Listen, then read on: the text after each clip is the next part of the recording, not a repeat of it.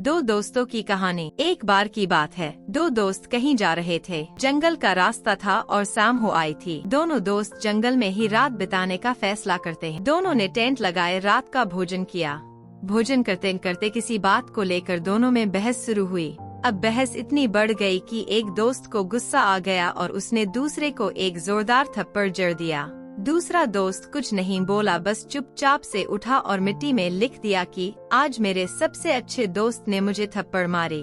पहले दोस्त को अब बुरा लगने लगा, लेकिन दोनों सो गए। सुबह हुई तो दोनों ने नाश्ता किया और फिर अपनी मंजिल की ओर चल दिए।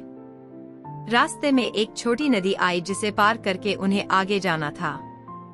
पहला दोस्त तो आराम से नदी पार कर गया, लेकिन दूसरा दोस्त नदी के दलदल में फंस गया।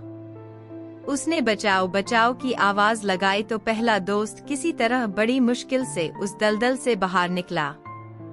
जब दोनों दोस्त नदी के उस पार आ गए तो दूसरा दोस्त उठा और पत्थर पर रगड़ रगड़ कर लिखने लगा, आज मेरे सबसे अच्छे दोस्त ने मेरी जान बचाई, क्योंकि थप्पड़ खाने वाला और नदी के दलदल में फंसने वाला एक ही व्यक्ति था।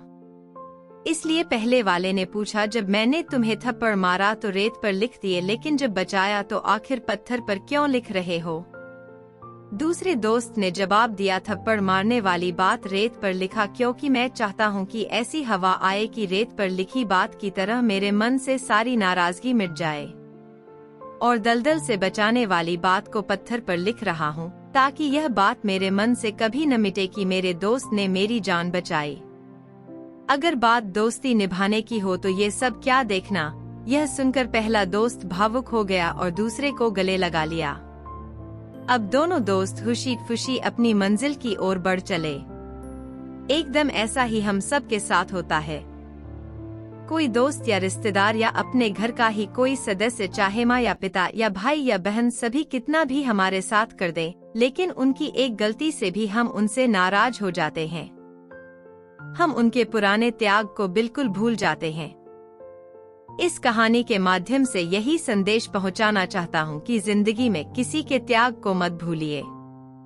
हाँ, कभी कभी ऐसा हो जाता है कि हमारे अपनों को ही हमारी सोच के विपरीत बोलना या करना पड़ जाता, लेकिन उनसे मनमुटाव करने से पहले अपने प्रति उनके पुराने त्याग को जरूर याद करिए।